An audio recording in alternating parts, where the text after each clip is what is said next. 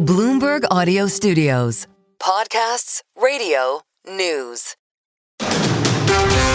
You're listening to the Bloomberg Intelligence Podcast. Catch us live weekdays at 10 a.m. Eastern on Apple CarPlay and Android Auto with the Bloomberg Business app. Listen on demand wherever you get your podcasts or watch us live on YouTube. Looking at the shares of Apple, 52-week high, there's a little bit better feeling, I think, about iPhone sales in particular. It's kind of helping this story here today. Mandeep Singh joins us.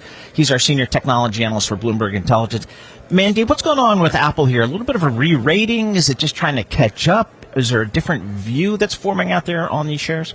I mean, I would call it a positive data point after the new iPhone launch. And look, everyone was quite negative about Apple's ability to grow unit shipments. What they're suggesting here is people who were waiting for a new device are upgrading, and especially China is always a focus given, what is going on with NVIDIA. So Apple being a hardware company, being able to sell into China is always a positive, and looks like there are positive data points over there as well. So, Mandy, what's the attraction to this phone? I mean, I'm sitting here with the iPhone. I don't even know what this is. I don't even know what model I have now. I've got the 16, thank you. But what's the attraction to this new phone? Why is it doing so much better? Well, so that's why I want to put it in context. It's not as if, at least from my vantage point, we shouldn't be thinking about a big upgrade cycle here. This is normal refresh here. With that being said, they launched a couple of new SKUs. There is a lighter iPhone this time around. So the attractiveness is just people who want to upgrade for a new battery, for a faster processor, probably for a lighter form factor, are doing that. But to my mind, the missing ingredient here is a large language model running natively on device, and that is where Android still is a better experience when it comes to the LLM side of things, and Apple has to step up either through their own efforts or through a tie-up with one of these frontier LLMs. But there is no doubt that they need more to do when it comes to generative AI. Is there any sense, Mandeep, that Cupertino shares your sense of we got to get going now kind of thing? I think so, but look, I mean, there are two ways to go about it. One is you step up in terms of your CapEx investments the way hyperscalers have done, whether it's your Microsoft, Google, or Amazon or Oracle. The other is, you take the acquisition route, and everyone is sort of thinking, Apple will go the acquisition route or maybe partner with someone like Google now that antitrust overhang is behind them. So either of those two, I think, should work because Apple still controls the distribution. And look, when it comes to hardware, I am excited about an AR glass form factor. I think they are working on a chip when it comes to these new AR glasses, and there will be relevance of AI when it comes to your, glasses form factor. So from that perspective, there is something to look forward to from a hardware standpoint. They already launched one, AirPod Pro 3 with real-time transcription. That's exciting. So those are the kind of features they will be looking to add, but I don't think they are going the CapEx route in terms of, $100 billion in CapEx the same way hyperscalers are doing. Stay with us. More from Bloomberg Intelligence coming up after this.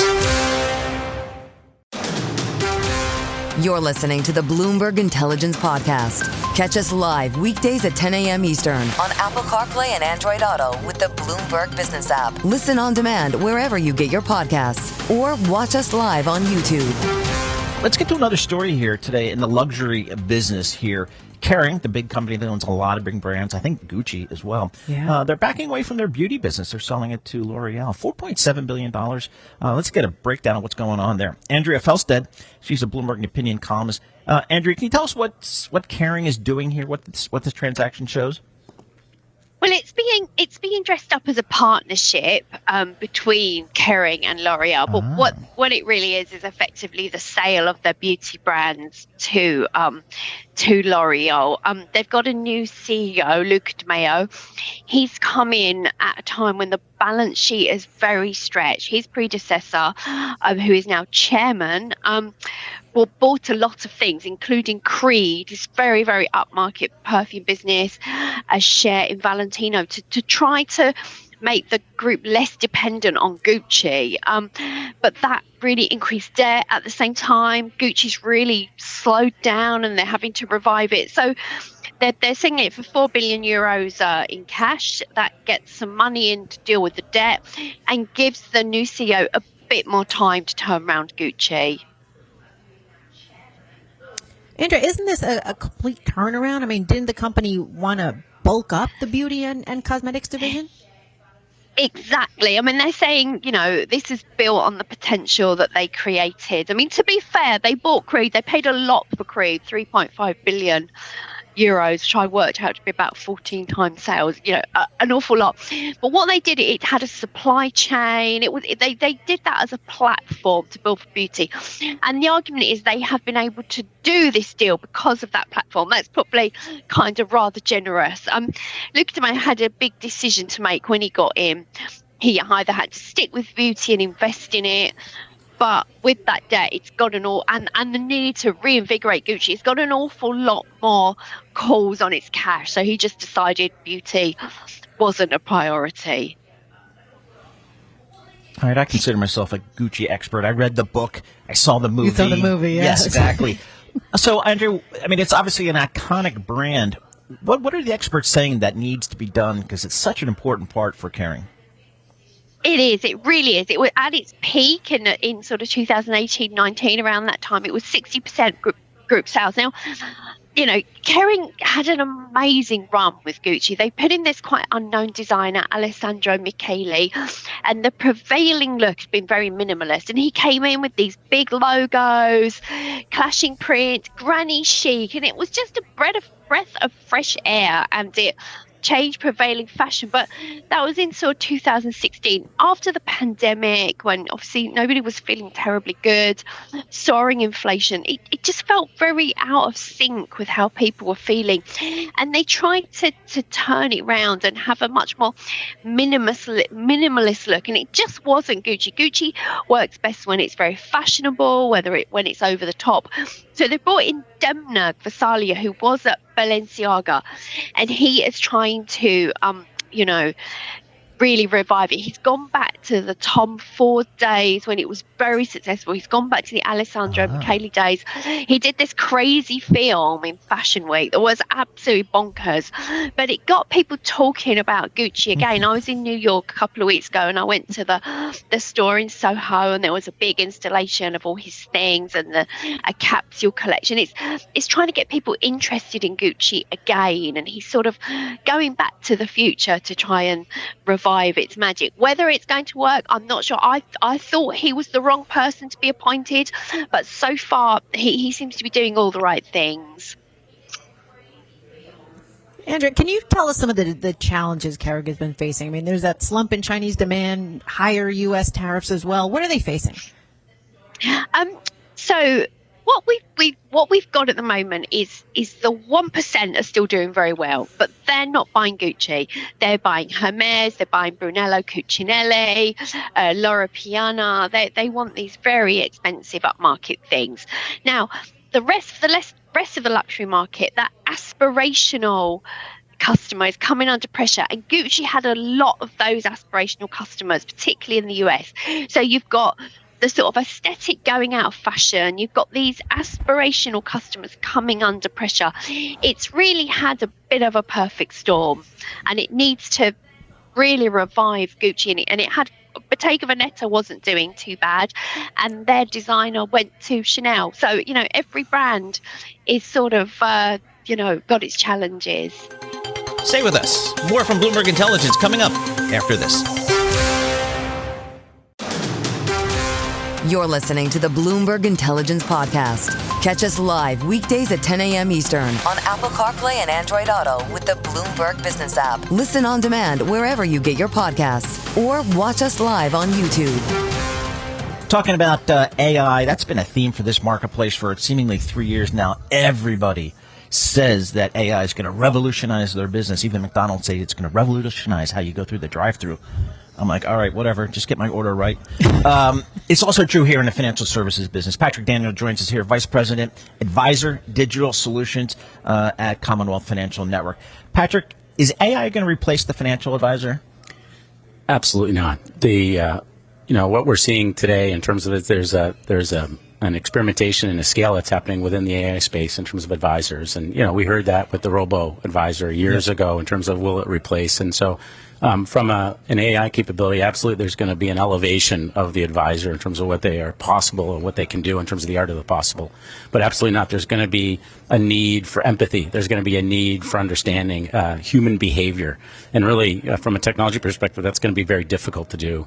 Now, with that said, if I were to look into the 3 to 5 year glass in terms of what's going to look like, it's going to be very difficult in terms of how that may look like. You might have digital assistants, right, that are paired up with a human advisor that is using hyper-personalized information and services to help the advisor support those clients. But generally speaking, you're not going to see that replaced completely in terms of what a financial advisor can provide their clients. So the human relationship not dying, basically.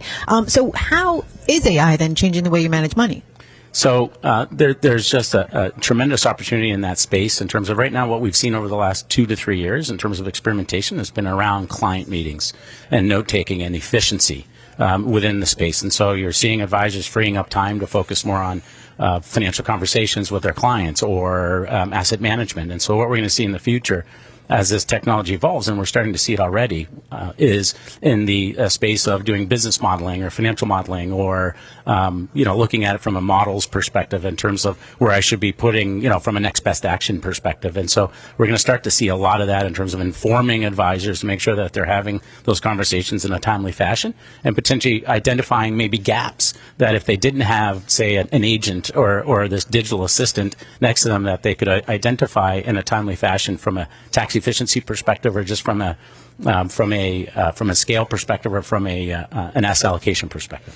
When I talk to some of the advisors here at a conference like a Commonwealth, they say, I really want the platform to kind of free up more of my time so I can go out and work with my clients, prospect for new clients, really help me with the back office, help me with the technology, help me with all that.